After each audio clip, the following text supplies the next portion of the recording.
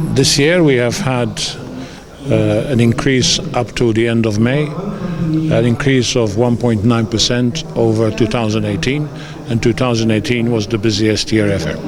So even though we expected a slightly higher increase, roughly 2.8% was our forecast, we are at the moment on the 1.9%. Clearly some of the events in terms of strikes, in terms of the 737 MAX, has impacted some of the traffic growth, but we're still growing at a slightly lower rate of increase.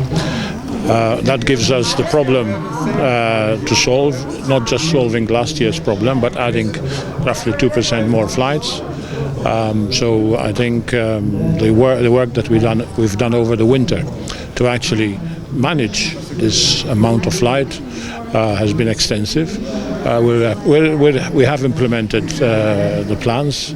So now day by day, week by week, we are following to make sure that the delays that we had last year, at least we go slightly less than we had last year, this year. I think, as I said, there's a short-term issue in terms of lack of number of controllers in certain areas, and that takes time because the controllers need to be trained. But you are right. It's we can't just put more and more controllers. The system in Europe needs change. Everybody has realized that a problem in one area has impacted everyone.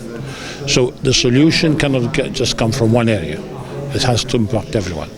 There is, 15 years ago, the European Commission established the Single European Sky legislation. We're not there yet. The airspace is still designed according to the national boundaries.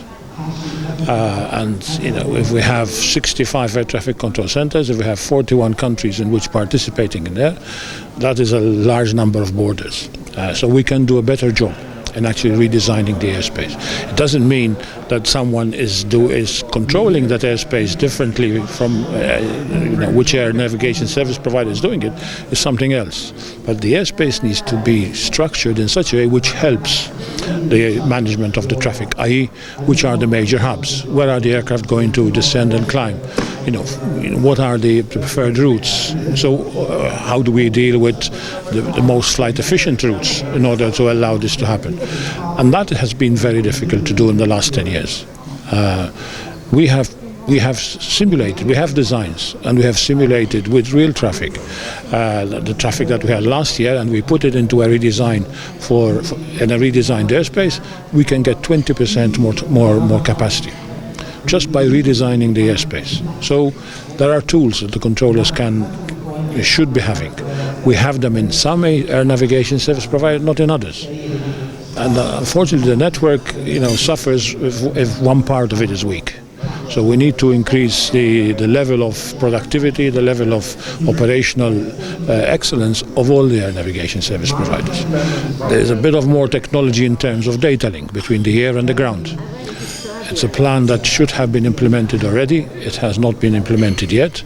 That would also give us a significant increase. So there are tools and ideas which require everybody to subscribe to. And I think the delays of last year, in effect, have focused the mind of the politician and also of the navigation service.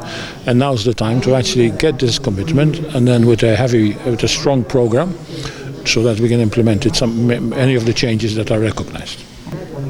It's exactly for the reason I just said, that we want to get a buy-in for the future.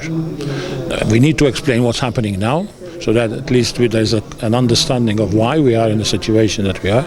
But we want to build a network approach to aviation in Europe.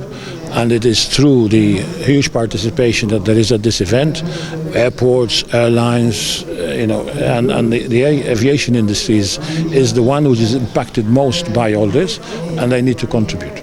So for us, it has been a good experience to actually give them a flavor of the future.